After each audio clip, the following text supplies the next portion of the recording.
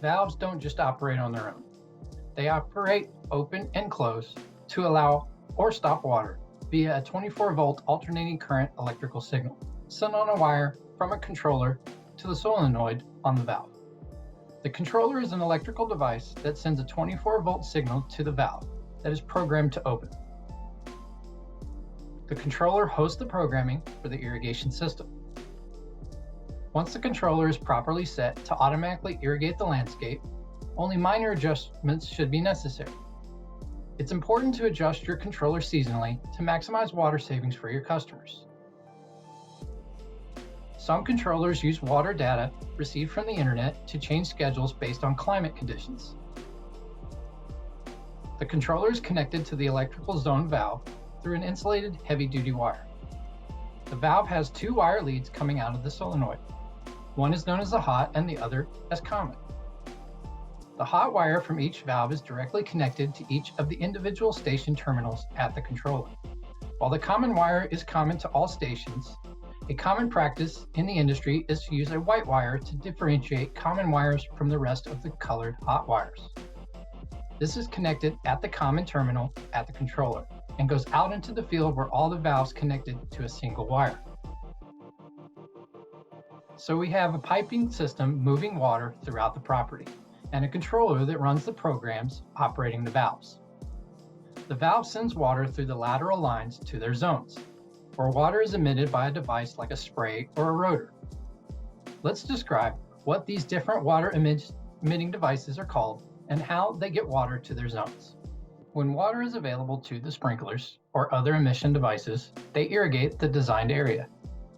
Pop-up sprinklers include rotors, sprays, MP rotators, and bubblers. Other emission devices include point source or inline drip irrigation. Pro spray head covers short to medium range from 2 feet to 17 feet and apply water at a relatively high application rate. Spray heads have been the preferred method of overhead irrigation for smaller spaces for decades.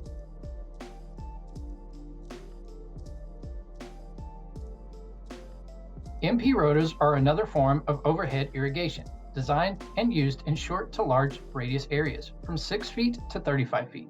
MP rotors are a type of highly efficient rotary nozzle that fit on pro spray bodies and shrub adapters. MPs apply water at a much slower application rate than traditional sprays, allowing water to penetrate and move through the soil before it runs off the target area into the hardscapes.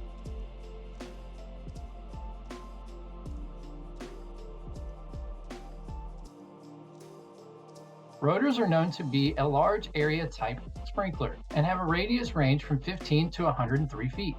You will typically use PGJ, PGP, and PGP Ultra, or I-20 for these large area in residential or commercial applications. Rotors apply water very slowly and tend to be considered more efficient than sprays, but will require longer run times to adequately irrigate a given area.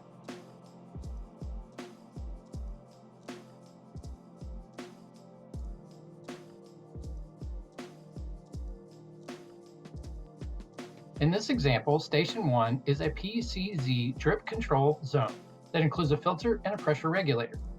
It's important to use a filter and a pressure regulator when installing micro irrigation, as they require lower operating pressures and have small openings that could become clogged with debris in the water. Station 2 is an example of an MP rotor zone with head-to-head coverage. Head-to-head means that the heads are spaced so that one head's water throwout reaches the adjacent head. Head-to-head spacing results in even coverage of water so that all plant material in the zone receives the same amount of water. It's important to note here that no other sprinkler types are being used with the MP rotator, and only similar plant materials being irrigated. This is an example of a station with proper hydrozoning. Remember, a hydrozone is an area of similar plant material being irrigated by the same type of emission device. Station 3 is an example of a gear-driven rotor zone. You want to use the same brand and type of rotors and select the proper nozzles. This is also an example of a station with proper hydrozoning. To activate any of these valves, a 24-volt alternating current electrical signal is sent from the valve to the irrigation controller. The signal is sent through a set of station wires to the open valve solenoid, which allows water to flow through the valves, through the lateral lines, and then to the sprinklers or the irrigation devices.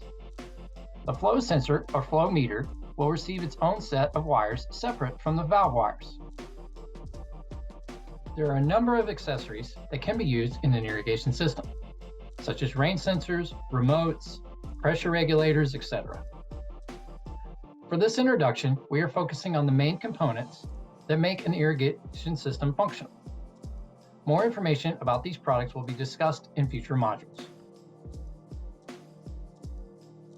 To recap, an irrigation system begins at the point of connection from an incoming water source. The water is moved through a master valve to a main line, and then makes its way to a valve manifold group of zone valves. Each zone valve has a solenoid on it, with wire running from the controller that receives an electrical signal to open and close the valve, allowing water to reach its zone of sprays, rotors, or drip products that irrigate different parts of the landscape. Because different zones might need different water pressures, some valves are pressure regulated, while in other zones, the pressure regulation may occur at the sprinkler body. Different climates and areas dictate different irrigation practices, such as performing winterization of the system or different sources of water supply. Automatic irrigation systems are controlled by the irrigation controllers, which send electrical signals to the valves to run a zone.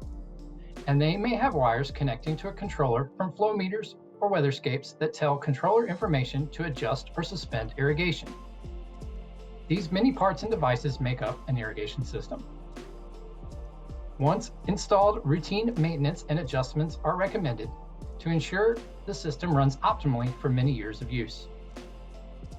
Note that a wide variety of other irrigation devices are available to offer to your customers, such as rotors, MP rotors, fixed or adjustable sprays, micro sprays, inline drip, point source drip emitters, and root zone watering systems. We will discuss all the terms mentioned in more thorough detail in future modules. Thank you for watching, and continue your irrigation training with us.